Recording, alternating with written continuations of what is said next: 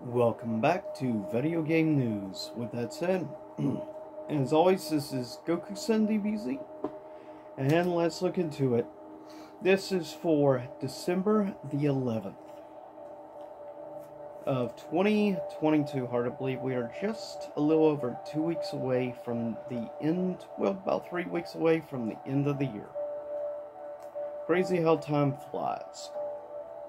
So with that said, first up, talk about specific key wins and things from the Video Game Awards. I'm skipping over esports and for the most part multiplayer games and stuff like that, as those are categories and things personally I didn't give a crap about, given I'm more or less about the single player experience when it comes to games, and I don't follow esports.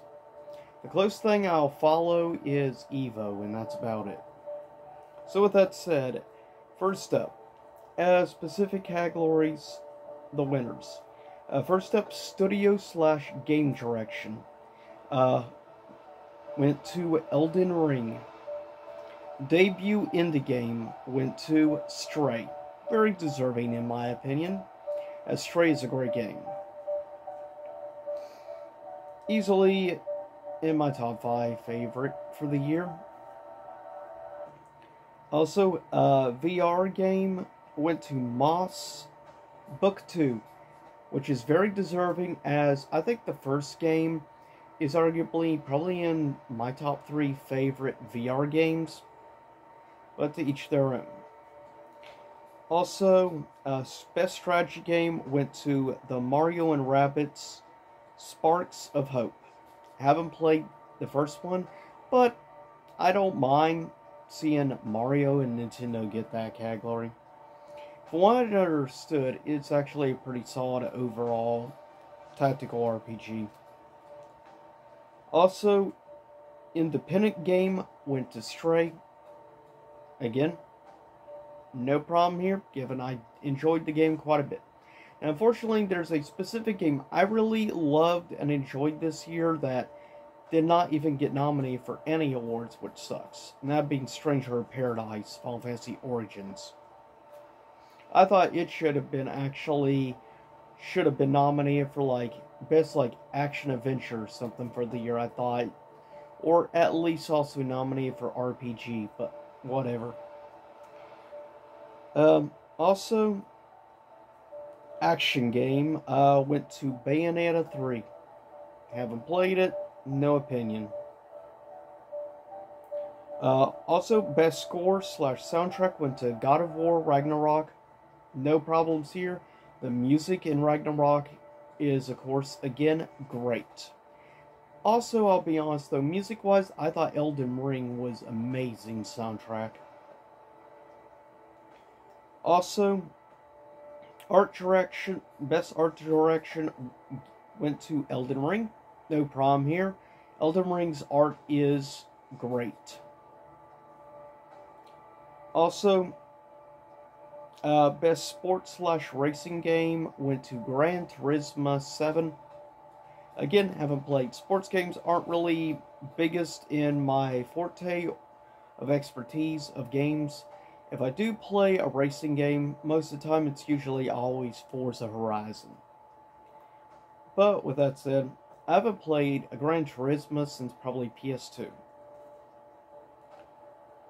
Best family game, I'm actually kind of glad that this one, I thought was deserving for family game, and that being it went to Kirby and the Forgotten Lands, the first full 3D Kirby game, and that's a game I still need to get around to picking up. I do know from a couple of friends and stuff which have done playthroughs now. I've looked at gameplay of the game. It actually does legitimately look fun. So, again, that's another game I'd say is probably deserved. Also, best fighting game of the year. Now, here's one I most definitely disagree with. Also, why was Sifu even nominated? As it was more of a beat 'em up type of game. It was anything but a fighting game. It was not a one-on-one. But anyways, to me, the winner this category should have gone to King of Fighters 15. Hands down, should have gotten it, but instead they gave it to the, of course, the game that copied, obviously, Smash Bros, that being MultiVersus. One, okay, fine, good for MultiVersus. I still have no intention in playing the game ever. To me, outside of Smash, the only game like Smash I personally ever really enjoyed was PlayStation All-Stars. Maybe unpopular opinion. But, fine. Good for MultiVersus. Me, KOF 15 got robbed. Also, audio design went to also God of War Ragnarok. Again, I'm really happy to see God of War 1. I think the sound design in the game is super great. Especially if you play the game with like good, decent headphones. The sound quality and everything, and sound effects and everything in the game, audio, is top-notch, top-tier. Also, best action game went to God of War Ragnarok. Fine by me, as I've really been having a blast playing Ragnarok. Also, winning for best game narrative, again, went to God of War Ragnarok.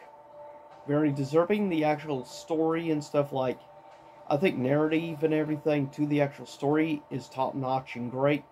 So far, my favorite time, at least in the game, has been the interactions between Kratos and Freya. Has been probably my favorite time, at least audio, discussions and everything, has been great. Also, best performance went to Christopher Judge, which of course did the voice of Kratos in Ragnarok. No problem here. I've been a fan of Christopher Judge since probably the late 90s, since originally seeing him, of course, in the great sci-fi show Stargate SG-1. That is what I know him best for. It is weird seeing him nowadays with long hair and stuff, as I was so used to him always being bald in that show. Arguably a fan favorite character from the series of Stargate. So I am actually glad he won, and honestly he has the perfect voice for Kratos. Perfectly suits him.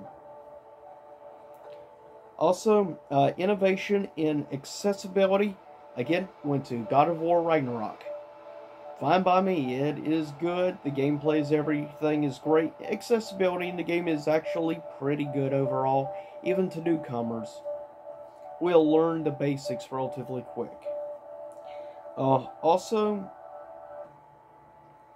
anticipated game coming soon. The winner was The Legend of Zelda Tears of the Kingdom. Personally, was not mine. My most anticipated game of next year is Hogwarts Legacy, as a longtime Potterhead myself. So with that said, also winning for Best RPG, Elden Ring. No problems here. As I said, love the gameplay, love everything, the artistic style, and arguably is probably the best solid overall combat of the Soul series. That may be controversial. I would say right up there with it, though, is probably, honestly, Dark Souls 3, in my opinion. Very similar between the two games in the combat and gameplay perspective. Also, best adaptation off of video game. The winner was, of course, Arcane, based off of League of Legends. Personally, haven't seen, I've never played League of Legends, so I have no opinion on it. Personally, though, I felt the winner should have been Sonic 2, but this has come from a long-time, 20-plus year Sonic fanboy, and a big fan of Jim Carrey, so biased as all heck on it. Though, even I wouldn't have mind seeing like one of the other adaptations. I definitely don't think, though, Uncharted would have deserved anything like that. With that said, also, player's voice game, I have kind of mixed opinion on Genshin Impact. Personally, though I fell out of the game, I will say the combat and everything and the art style is superb. And even the music is decent. I do say Genshin Impact is not a bad game at all. Eventually, I may or may not get back in and play a little more Genshin Impact because the gameplay is actually that fun and enjoyable. That is where the game excels. Outside of that, the graphics and stuff, don't really care about the game. Mostly it's just the gameplay and the art direction. But I could see why it would win. Also, of course, biggest thing of all, Game of the Year. And personally, I was hoping one of two games would win Game of the Year. I was hoping for either God of War Ragnarok or of course, Elden Ring. And the winner was Elden Ring. No problem, as that was one of the two games I was hoping for, either that or God of War. So I am fine with either outcome. So congratulations From Software. You now have two Game of the Year awards. And the previous, of course, being Sekiro, Shadows Die Twice, which I still have yet to actually do like a full play. I've only played so many hours because I borrowed a friend's copy. I don't own the game myself. Eventually I will get it when I can get it brand new for like $20. But with that said, also two games right now on Metacritic, recent release. First up, Dragon Quest Treasures. 76% critic score, no audience. However, also Crisis Core Final Fantasy VII Reunion, which is a from the ground up remaster of course, Crisis Core, one of the greatest games on the PSP. First up, PS5 version has a 77% critic score. No user as of yet, because I believe it releases actually this coming Tuesday. PS4 version, no info yet. PC has an 84% critic, no audience. Switch, no info of any kind. Xbox One, no info. Series X, no info. So with that said, also just a few of the game trailers saw of upcoming games I want to mention that I'm actually very interested in. The first being a Hellboy game is coming, and I dig it because the art style is very loyal to that of the actual Hellboy comics, so that is great. To any Hellboy fans out there, I never actually read the Hellboy comics, but I have seen the animated series, as well as I have, of course, owned both the movies, which are great. I don't acknowledge that attempted reboot Hellboy film. I don't want to even acknowledge it. Also, Judas, which is a really cool looking game in the works. Definitely curious about, as it is made by, of course, the same people that worked on the BioShock games, which has me definitely some high hopes for it. Also, the Lords of the Fallen, sort of, it looks like a reimagining, possibly a reboot or something, of the original Lords of the Fallen on PS4 game, which, by the way, if you like Souls-like games, it's great. I love the art direction, especially even more so in this. It feels like definitely, it has elements of definitely Dark Souls, the environments and the combat difficulty and things. But the art direction reminds me more of like Lord of the Rings and stuff like that, which is two great things to have. Also, got more look of actual gameplay and some looks into possible story mode and stuff for Tekken 8, which I am really looking forward to. And in the trailer, the fact that it shows June appear has me really curious, because June has not been in the mainline game since Tekken 2. So this is a pretty big deal. And June was arguably one of my personal favorite characters in Tekken 2.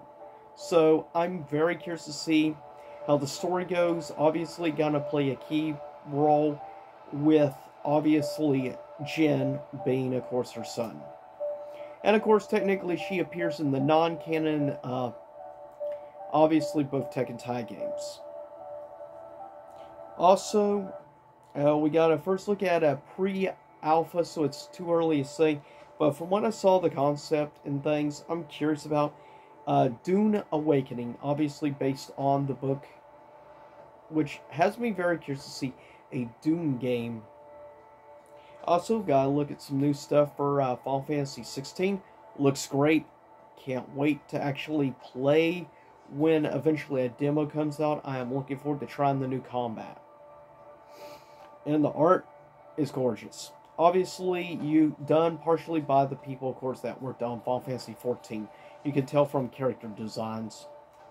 Also, a great new looking upcoming indie game, which definitely has inspiration from the artistic stance and things. Has elements that reminds me a lot of Journey, as well as elements in it that kind of remind me a bit of like Rime. And also even some stuff in it kind of reminds me of a recent game I started playing, Solar Ash. It is called After Us. Also, we got to look at four characters now announced coming in Street Fighter 6. And of course, DJ is making a comeback, which is cool because, well, he has been around since Tekken 4. That was a while back. It's good to see DJ come back. 3 new characters, which I'm very curious about. And I'm definitely curious about one of the new characters that looks like he's going to have Shadow or Psycho power.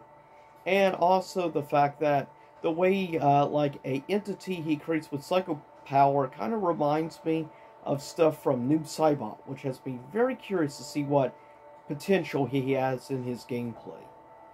Last but not least, a really big DLC announced with an animated clip and stuff for Dead Cells, which, by the way, is a great indie Metroidvania game. Funny enough, the DLC has a crossover between Dead Cells and it's been called Dead Cells Return to Castlevania, because in it we see like Alucard appear in it, as well as with Dracula. Anyways, I'll cut this episode. See y'all next time. Same YouTube time, same YouTube channel. Happy holidays, everyone.